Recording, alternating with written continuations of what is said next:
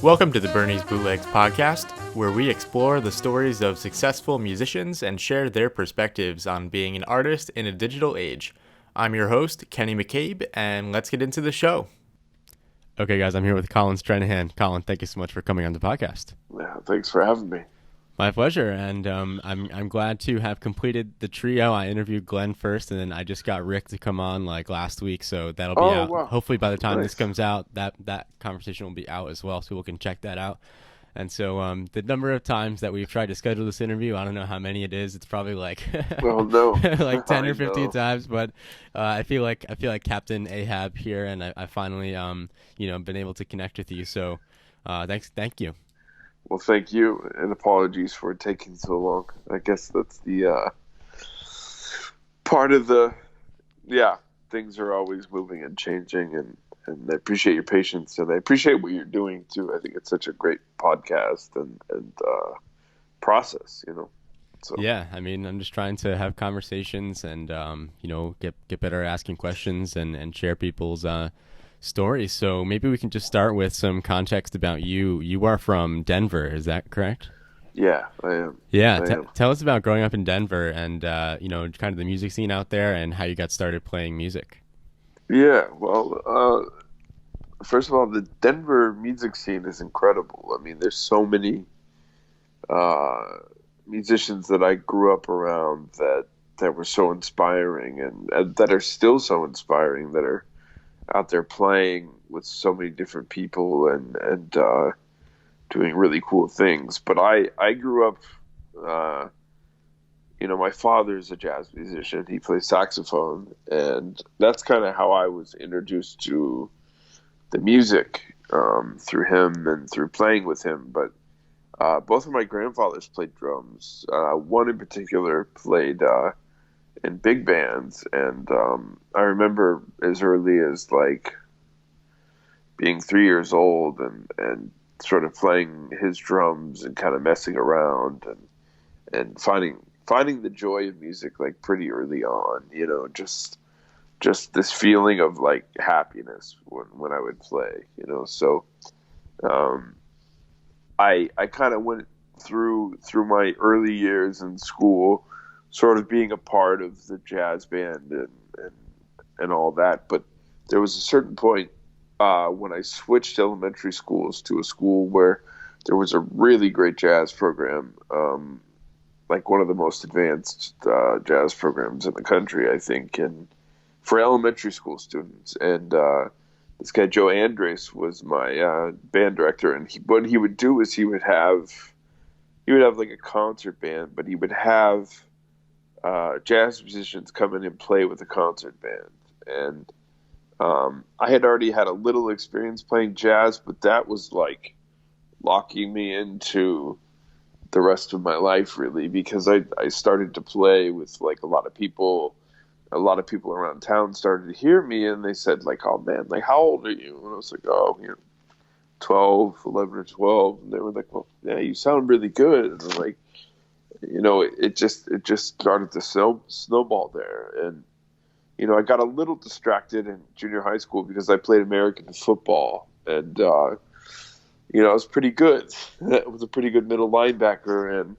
And there was kind of this point in my early life when it was like play music or pursue football. And I didn't want to play football at all. And so I went to the Denver School of the Arts, Performing Arts High School. And during that time, I was doing some extracurricular activities. There's a really great program called the Colorado Conservatory of the Jazz Arts, which is directed by another great musician, Paul Romaine, who ended up being my personal drum instructor from my early years until I left for college. And then I would still study with him when I would come back here and there. And there was just a lot of opportunities to play and for young kids for us to experience what it was like. And I just knew very early on that's what I really wanted to do. And so I was able to pursue that with support from both of my parents and from the people around me. And then I was at a high school where I was with people that also loved jazz and wanted to be doing this. And so, the possibilities were endless. I just kind of kept going for all these other programs that were out there. There's so many programs for younger kids, like the Grammy Band, and there used to be. I don't know if there is anymore,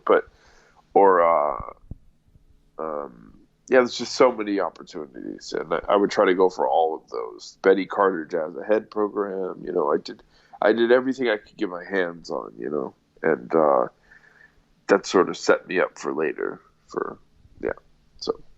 Yeah, so I mean, we're there. You kind of touched on it, but it sounds like, and you can correct me if I'm wrong, there were a lot of people that were around the same age as you at like the Denver art school. Is that safe to say? Was that? That's correct. Yeah. Do you think that was like a big factor in continuing to be like interested and like motivated to continue working? Absolutely. I mean, before I went to the school, I had a chance to go hang out there for a day.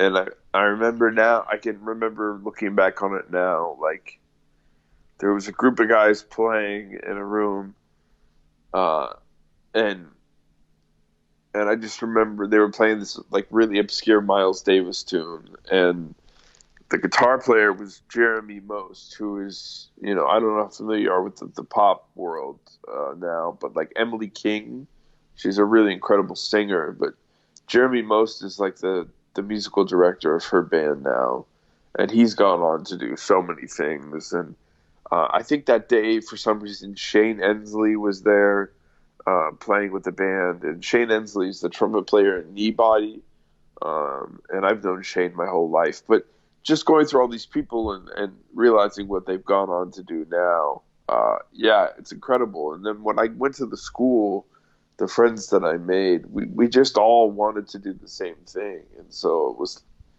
that's such an amazing feeling at that age, whereas before I kind of it's not that I hid my interest in jazz, but it wasn't something I could share with anybody else in elementary school or junior high school. It was just kind of this thing that I did. Like everyone thought, oh, Colin, he plays drums, blah, blah, blah. But now it was like I was doing this thing every day, and it was acknowledged, and I was being heard, and also being challenged by my peers, which was a really cool thing. Yeah, that from that point on, excuse me, it just really took off. Like I just kept going. I just kept learning and checking out so many recordings and just trying to get everything I could together at that point. So yeah, so maybe you can touch on your college experience too a little bit in terms of like going to the Brubeck Institute, and what was that what was the timeline there in terms of like after you graduated high school? Yeah, well, again with Brubeck, it was one of those things where I really had decided early on I wanted to come here to New York City. Like I wanted to come to New York right away because a lot of those people that I had met in high school had gone to New York like the year before me and were already kind of studying with the people that I loved and the people I had always dreamed of playing with. But I heard about this program, the Brubeck Institute, and I said, okay, well, I'll check it out. I'll go audition for it. And I got in. It's kind of a crazy story, but I got in and I was like, okay, well, I'll go hang here for a year and see what happens. And then I have to go to New York after that. I have to go. That year was like it was probably the most important year of my life. I mean, I met Glenn Zaleski there. Glenn was there the first year I was there. He was the pianist, and Lucas Pino, who is a great tenor player. I'm sure you know. I'm leaving to go play with him in Japan tomorrow, and Brian Charlie, a great trumpet player. At the time, it was Dominic Thoreau played bass, and then a great friend of mine, Peter Spear, played bass, and then Chris Smith played bass. And so that year was just, I mean, we were a quintet, and we were like writing our own music. We were rehearsing every day, and it was heavy. I mean, we were working with all these people that would come in, you know, like people would start to come in like every few weeks and work with us, and it was just very eye-opening in that sense, you know. I felt like I was exactly where I wanted to be. And those guys had planned on staying in the program for 2 years, but I wanted to move on and go to New York, and I did that. And part of me was kind of torn about that, because right before I left, we went on this tour of Europe, and I'll never forget it. Like, just we had our music memorized, we were playing, and it just was so powerful. And I was a little worried I was going to miss that. But, you know, throughout me leaving in that year, we stayed together, and we kept playing, and we would book concerts here and there. And then moving to New York was another experience in itself. So, yeah.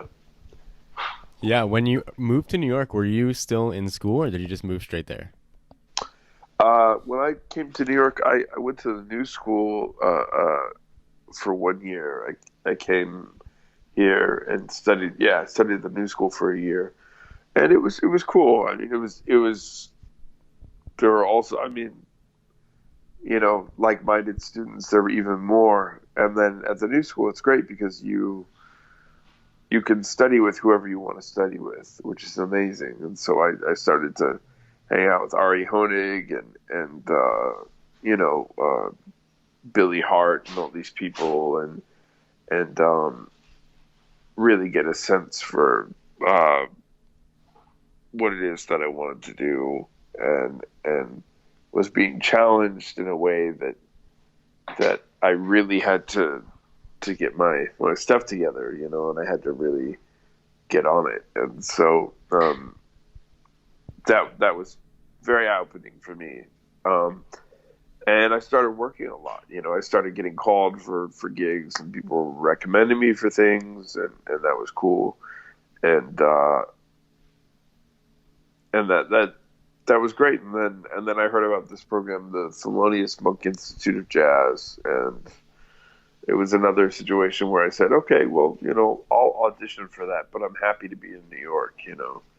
And so I auditioned, and I got in.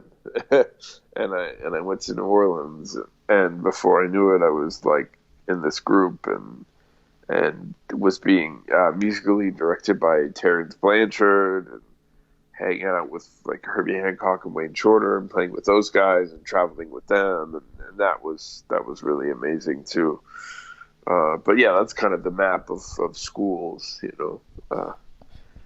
Yeah. Now, when you say you were kind of trying to get your stuff together, was that partially in terms of like your musical ability? And I would imagine that it was also partially in terms of like networking and making connections with people. Like, what was your approach to being able to, you know, establish a network for yourself where people know who you are and you can get called for work? Yeah, it's a good point. Good question. You know, when I was in the Monk Institute, I sort of made it a decision, and I had a girlfriend at the time in New York City, so I would travel sort of on the weekends to New York, and I would sort of let people know that I was kind of still around, and I was still, you know, I was still around and sort of still in New York, and so I would be coming back and forth and playing gigs here and there, and I was meeting people all the time, and I was, you know, through the Monk Institute, there was people coming out every 2 weeks, and they were, you know, Danila Perez, Benny Golson, Kurt Rosenwinkel, John Schofield, you know, the list goes on, but I was able to sort of get to know these people, and at the same time, I was going back and forth to New York. So by the time the program was over, I was very lucky to just come back to New York and sort of hit the ground running. You know, I had sort of people that were kind of like, yeah, you know, as soon as you get back, let me know. And I think it was within the first couple of months, I was lucky enough to start working right away, you know, so. Yeah, I mean, at that time, something that gets said a lot by people, especially at the early stages of their career, and I'm guessing that, around this time, you're like 20, like early 20s, like 22, 23? Yeah, 21. Yeah, I was 21 at that time, yeah. Yeah, were you basically saying yes to everything that people called you for? Or even by that time, like, were you most, because I talked to Glenn about this, right? And yeah. The way that he put it is just like, I was getting called for enough stuff that was interesting to me where I didn't have to play like quote unquote like club dates or like commercial gigs. Was that the case for you, or did you have to, play some weddings or some like other like less interesting music? Yeah, that's a good question. I would say that there was enough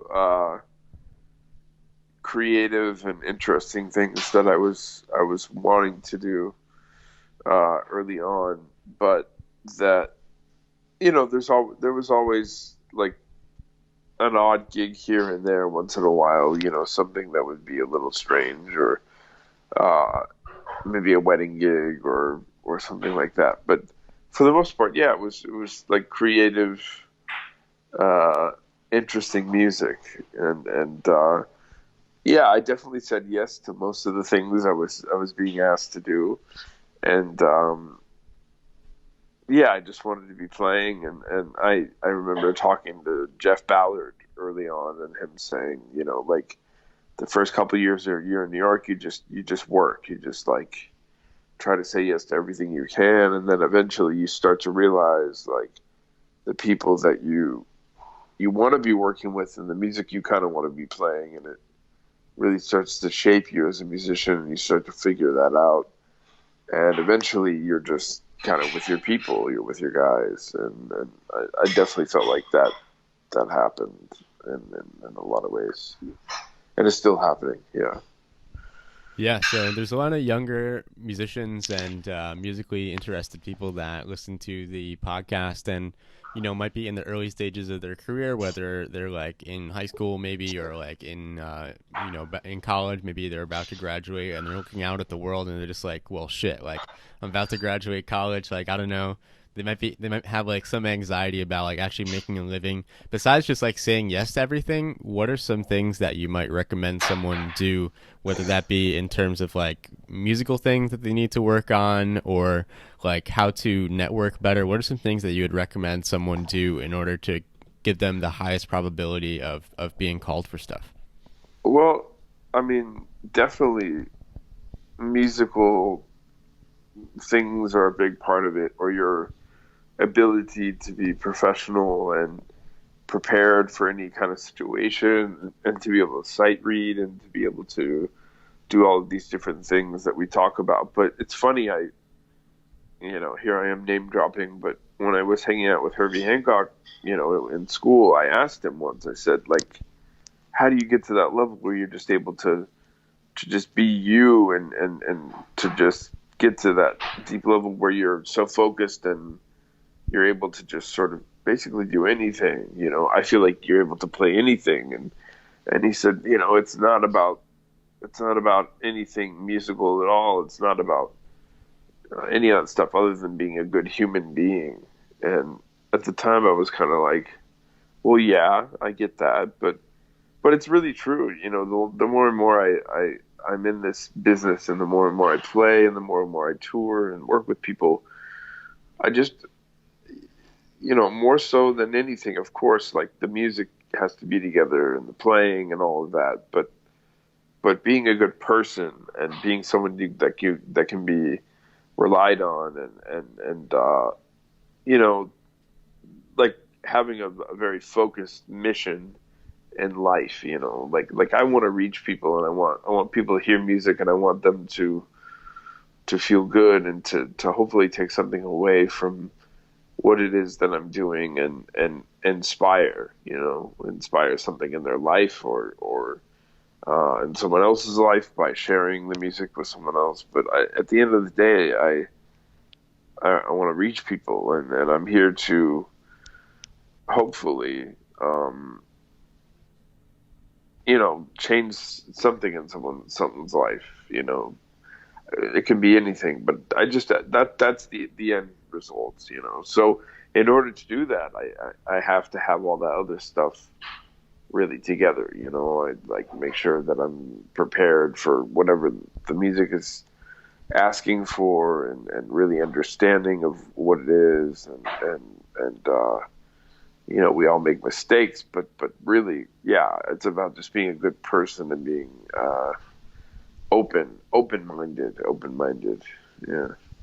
Yeah, I mean, it's so fascinating to me that those topics just come up so frequently. Like, oh, be a cool person, be a good person. It's just like to a lot of people that might sound like dumb, or it might sound like a trite, or just like overstated, or like. But right. The thing is, like, there's a reason why people keep saying this on the podcast. There's a reason, and it's because there's a lot of dark people out there. There is a lot of people who are just overly negative, or just like are just generally not cool people, or they're selfish, or other things along those lines. And so, like, listen, people, like, there's a reason why people keep saying be a good person. It's because it's cool to hear that people are saying that. Yeah, and I'm glad that we're able to put that out into the conversation. And I mean, yes, obviously, like, specifically musical things, like technical things like sight reading, or being able to play this or that style is definitely important, and that you need that too. But if you're a jerk, no one's gonna want to hire you. I mean, maybe there's some exceptions that I'm sure we all know other people who are jerks, but they're just such like musical geniuses that they can still do stuff in the world. But they're pretty much like off in their own corner, I feel like, most of the time. Right. Yeah, I really think it's cool to hear that other people have been saying that. But especially speaking in terms of like the trio with Rick and Glenn, we're very close friends, and I really don't think we've ever.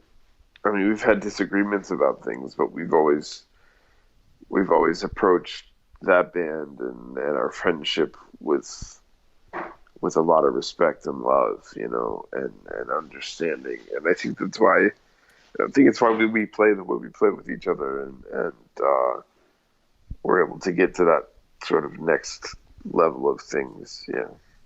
Yeah, I'd love for you to elaborate on that a little bit more, if you could, because that is obviously a trio that I'm sure most of the people, or a lot of the people listening to this, have seen you play in, or heard you play in, and maybe they watched Glenn's episode, or Rick's episode, and so maybe you can just speak to the kind of like intuition about someone's playing, and just like instincts about someone's playing, or like in a group, that you kind of develop when you have such a deep like connection, both like on a musical level, and I'm sure on like on a personal level, just being friends. Like, what is that experience like?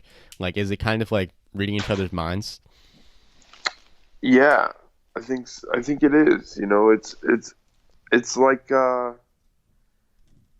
can't really explain it other than it's there's really no other group like it, or there's no other experience I've had like that in my life.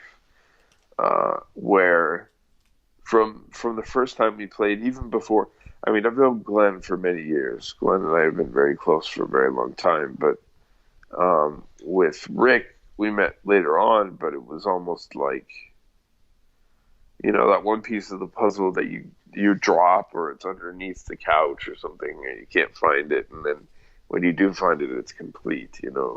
It's like when I met Rick, and we started playing trio, it really felt like that. It felt like the music. It always feels like the music is playing itself. It feels like it's so hard to describe, but it's like in that moment, you're able to just kind of do anything really, or experiment, or try to do something, and that no matter what you do, those guys are going to be there no matter what. And it's like that with our friendship and with the music. There's not really a difference between us sitting. Like sometimes I'll sit there and I'll laugh because we'll be sitting and we'll just be chatting about something, and I'll be like, man, this conversation really sounds like it does when we play. Like like we're just kind of tossing this idea around, but there's no judgment, and it's just like someone kind of adds something to it, and there's this movement, and flow. And it's funny, it only gets stronger. And there's a lot of bands that I play in where, we'll have some time off and then we get back together and we start playing again. But it takes a while, to shake out the cobwebs or to find each other again rhythmically or musically. But with them, it's like, there's never that moment. It just feels like, we just finished playing, before we started playing again. And so that's something I really cherish, and we're really trying to play more and more these days. I mean, everybody's so busy as sidemen in other projects, but this is something we really want to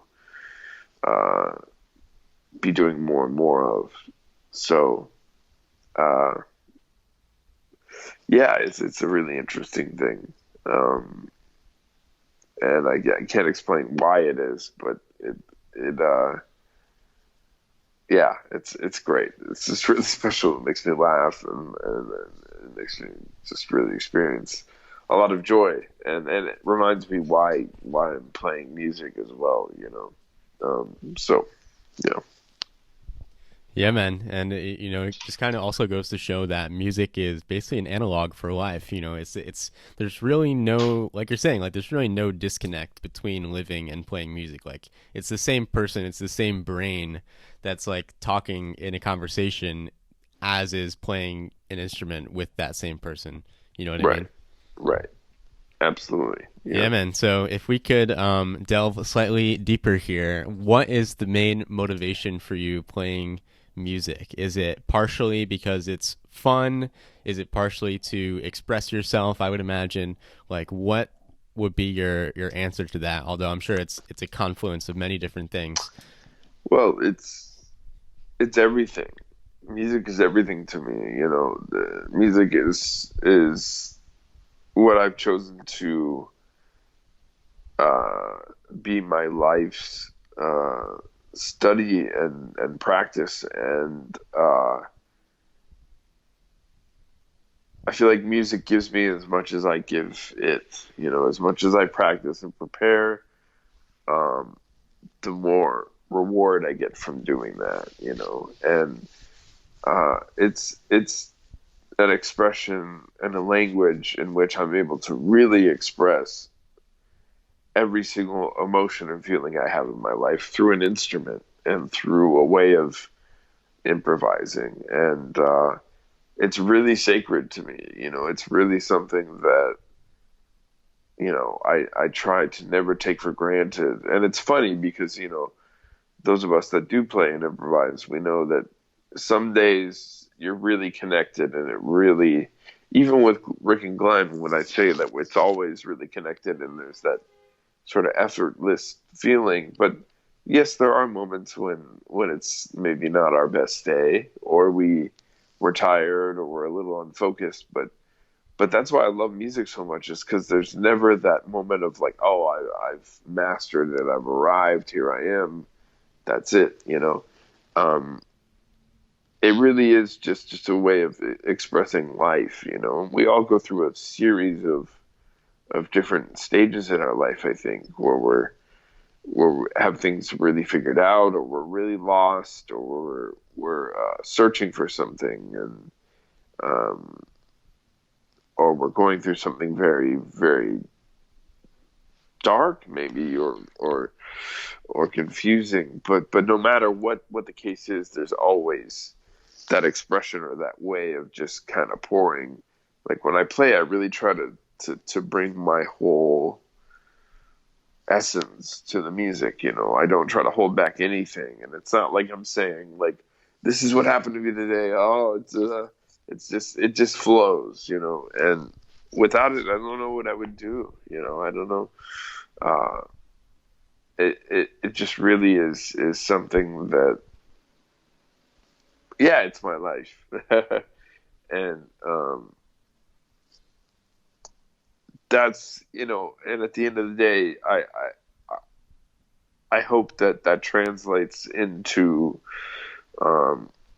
everyone has their own interpretation of art and music and what that is, but my only hope is that whether it's something I'm expressing that is happiness or sadness, that someone can really feel that for it being an honest expression.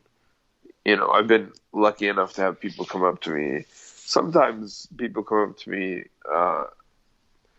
a couple of times in tears and have just said, like, I appreciate the honesty that you have in your music and when you play, or you're playing your life, and that's exactly it.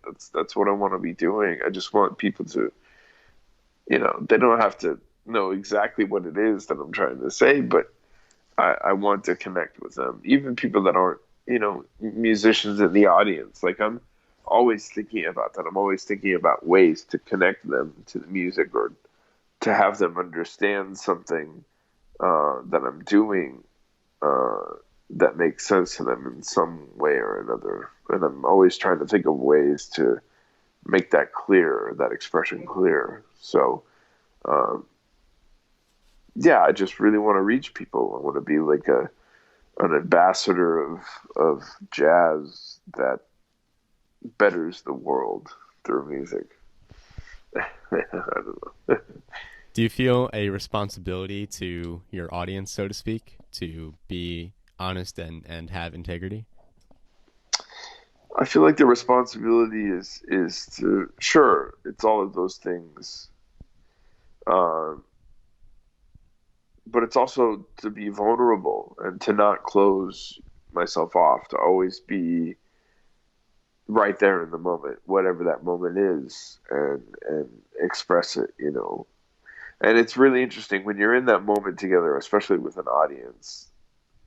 There's that feeling that overwhelms not only the performer but the audience member as well, where you just have this understanding of, like, okay, we're this is really happening. This is really deep. I can really feel this, what this is. And sure, maybe I won't be able to describe it with words, but it's happening right now.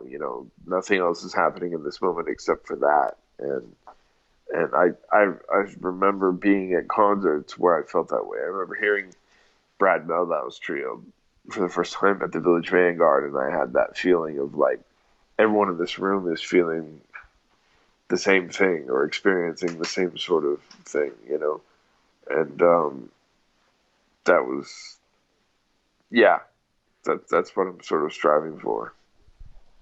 Right on, man. And so you mentioned earlier that sometimes when you're playing with Glenn and Rick, despite your musical connection with those two gentlemen, you definitely have, like, bad days, or like days where you're tired or unfocused. But I mean, you guys came out with a record earlier this year, like Live at the Jazz Standard, and I have to say, listening to it, it does not sound like you guys were having an off day.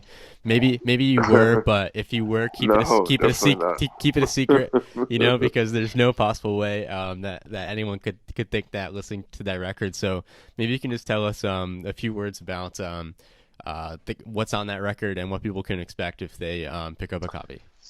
Yeah, that record in particular is a combination of some older music of ours and some newer music that hasn't been recorded yet, or we've been playing for a while. I mean, we hadn't put out a record in 6 years. We've continued to be playing, but we've all been so busy doing other projects that we just couldn't find. We had done some other recordings, but we didn't really, we hadn't really decided on one. And so we did 2 nights at the Standard, and we had recorded everything. We recorded a lot of music, and we sort of narrowed it down to one recording. But we have, I think, enough material for 2 if we really wanted to. But we had all written things, and as I said, yeah, some of the music was from our first previous 2 records. I think there's 2 tunes on there from each record that we did. And then there was a bunch of new stuff. And, for a live record, we kind of narrowed it down to, when you play live and it's not as condensed, you kind of stretch out, and sometimes the tunes are a bit longer, but we really tried to just like not think about it in the sense of recording an album, but just to get a lot of music documented. And then later we went back and we sort of picked from that, like what it is that we wanted to do and express and have on the record. And those were definitely not off nights. I remember those being very special nights, and I'm really happy that they were recorded. And I think those guys would say the same thing. And Yeah, man. What do you think are the biggest advantages of doing a live record like that? Because obviously, maybe there's a little bit of like stress built in by the fact that it's like a live gig that's being recorded, and that you're probably going to do something with it. But I'm sure there's advantages too, like just in terms of like the spontaneity aspect and stretching out, like you're saying. Yeah. Well, I really think that once we started playing, we just really didn't really think about it. I guess there wasn't a lot of pressure. I think at that point we had agreed that we were gonna release it, but having 2 nights, we were very lucky in the sense that we had time to sort of either repeat material or try new material, and so it did allow us to just kind of like do our thing, whatever that was. And so we did that. We just played, and we went into a bunch of different things, and it didn't feel like we had to like, oh, on this tune we got to feature this Rick, and then on this tune we got to feature me, and then Glenn. It just kind of flowed, and then, as I said, from that we just selected those specific tunes, and felt like that was a really nice flow for a live recording. But there wasn't any pressure to sort of try to roadmap any of those kind of things. We just kind of played and then worried about the rest later on, Spontaneity, for sure. Yeah. Colin, where can people find that record? Where's the best place to buy a copy? Well, you could find it on iTunes or Apple Music, or I believe it's on Spotify. But I would say to get the record, you can get it at CapriRecords.com. On that website, www.CapriRecords.com, or my website is currently being worked on. It's under construction, and so I would go to Glenn Zaleski's website, where you can also find the if you want to support the artists, definitely go to Glenn's website, which I believe is glennzaleski.com or Glenn Zaleski Music. I'm not sure. I can't remember what it is. But yeah, I would go to those. But yes, it is on all the streaming websites as well. Cool. My recommendation is, if people want to stream it. That's cool. If you like it, if you dig it, then hit up these guys for a copy, or go to Capri's website or go to Glenn's website and buy a copy. Absolutely. That'd be my recommendation. Thank you. Yeah. So hey, man, so this is super fun. I'm grateful for you coming on, and I know you're a super busy guy. You're about to go on tour with Lucas, you mentioned, and tell us something about 2020 that you're excited for. I'm excited. 2020. I last week I played a concert in Washington D.C. for the Herbie Hancock Institute, which is what it's called now, the Thelonious Monk Institute of Jazz. And it was a guitar competition, and it's just a very short story, but Pat Metheny was one of the judges, and I had a chance to play with some of the other guys, but there was an after party, and I was talking to somebody, and I saw Pat walk in the room, and I said to myself, I should really, back to talking about networking and all that, I was like, I would really like to introduce myself to Pat, and just let him know that I'm a big fan. And I'm in the middle of talking to somebody, and all of a sudden I feel this tap on my shoulder, and I look over, and it's Pat, Mr. Metheny, and he says to me, Colin, hey, Mr. Stranahan, sorry to interrupt you. I just wanted to let you know I'm a big fan of your music, and I love the trio that you have, and this record, and would you be into playing sometime? And I was like, wait, I'm supposed to be asking you this, or I would like to ask you to do that. And I was like, of course I would love to. And he actually like got his phone out and was like, would this day work? Would this day work? And so I'm going to be going over and playing at Pat Metheny's house, which is crazy to even say, at the beginning of next year. So that's a good way to start the year off. I'm really looking forward to that. Yeah, so, man, that's not a shabby start to a year, I would say. Well, I'm really looking forward to it. So, but there's a lot of stuff happening next year. I'm really excited about, especially the trio with Rick and Glenn. We plan on touring and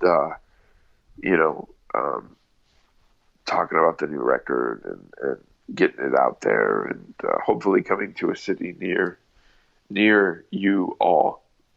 Yeah. Right on, man. Hey, thank you again for doing this. This is awesome. I appreciate it. Thank you so much, man. Thank you for having me. My pleasure. Stay on the line for 1 second. Thanks again. Thank you so much for checking out the podcast.